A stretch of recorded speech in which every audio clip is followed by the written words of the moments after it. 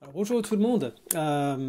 Quand on a décidé de suspendre nos cultes et avant le confinement général, on voulait trouver des moyens pour rester en lien les uns avec les autres dans l'Église, même si on ne pouvait pas se voir. Il y a quelque chose qu'on voulait faire depuis longtemps, c'est d'avoir un temps de questions ouvertes après chaque culte, où les gens pourraient se poser des questions, nous poser des questions sur le message, peut-être sur la Bible, ou sur le christianisme en général. La logistique de notre local a fait que ce soit impossible jusqu'ici, mais la situation actuelle du coronavirus a provoqué l'idée de faire ces questions ouvertes sous forme de petites vidéos ou de podcasts qu'on pourrait sortir en fonction de la demande.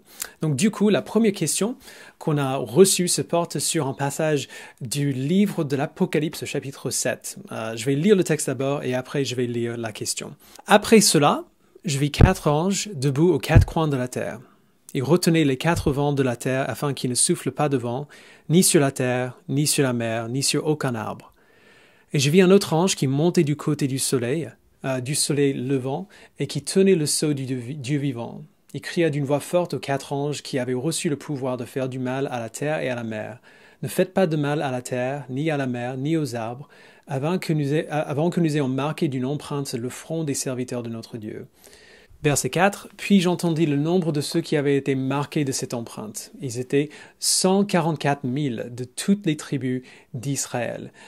Et après, il fait toute une liste de toutes les tribus d'Israël, 12 000 pour 12 tribus. Alors la question qu'on a reçue de Marthe, c'est quand Jean parle des 144 000, est-ce qu'il parle des gens qui sont sur la terre à ce moment-là uniquement ou bien de tout le monde, tous ceux qui ont donné leur vie à Jésus? Je ne pense pas que ce soit tout le monde depuis la création du monde jusqu'à la fin, puisqu'après, il continue en disant qu'il y a une grande foule que personne ne pouvait compter dans les versets 9 à 12. Même sur la terre, 144 000, je trouve ça peu. Alors merci Marthe pour cette question hyper facile dès le départ. Il y a 2 écoles. Ceux qui croient qu'au retour de Christ, les chrétiens seront ramassés pour aller au ciel avec Jésus avant une période de tribulation, croient que ces versets parlent de la nation d'Israël.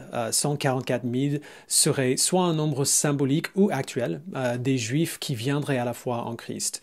Alors, quasiment tout le monde est d'accord que le nombre 144 000 est un nombre symbolique, mais il n'y a pas trop de consensus concernant pourquoi ce chiffre en particulier. Et donc l'idée, c'est que ce premier groupe qu'on voit dans les versets 1 à 8, les 144 000, seraient les croyants juifs qui souffrent encore sur la terre dans les versets 1 à 8, et puis dans les versets 9 à 12, on voit l'Église qui se réjouit dans le ciel en attendant la fin de la tribulation. Je ne crois pas que ce soit tout à fait juste.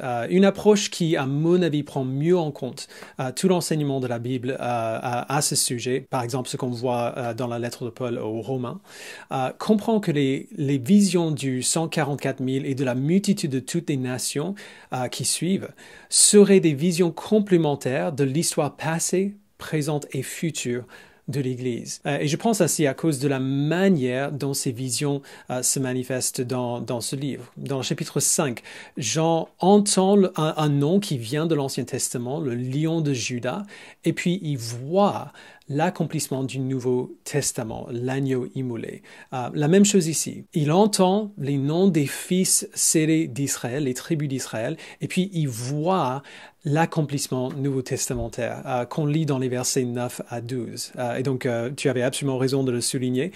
Lisons la suite. Verset 9. Après cela, je regardais et je vis une foule immense que personne ne pouvait compter. C'étaient des hommes de toute nation, de toute tribu, de tout peuple et de toute langue. Ils se tenaient debout devant le trône et devant l'agneau, habillés de robes blanches, des feuilles de palmier à la main, et ils criaient d'une voix forte, « Le salut est à notre Dieu qui est assis sur le trône et à l'agneau. » Tous les anges se tenaient autour du trône, les anciens et les quatre êtres vivants se prosternèrent, le visage contre terre, devant le trône, et ils adorèrent Dieu en disant Amen. La louange, la gloire, la sagesse, la reconnaissance, l'honneur, la puissance et la force sont à notre Dieu au siècle des siècles. Amen. Alors pour résumer, je crois que ces versets décrivent deux revers d'une même médaille en quelque sorte. L'histoire de l'Église de son début jusqu'à sa fin. On voit les noms des tribus d'Israël pour bien ancrer l'Église dans les promesses de l'Ancien Testament. Ce sont des chrétiens de tous les temps, juifs et non-juifs, qui sont scellés, mis à part comme la possession de Dieu par le Saint-Esprit. Et puis on voit l'accomplissement nouveau-testamentaire de cette réalité, qu'il y aura un jour où Dieu rassemblera tout son peuple auprès de lui dans les nouveaux cieux et la nouvelle terre. Et ce jour-là, on ne sera pas peu, comme tu as dit, on sera une multitude que personne ne pourra compter. Comme Charles Spurgeon a dit, il est inconcevable qu'il y ait plus de gens en enfer qu'au paradis. C'est toujours Dieu qui gagne. Merci pour la question, Marthe. Et si vous avez d'autres questions, envoyez-nous vos questions. Et on espère vous revoir bientôt.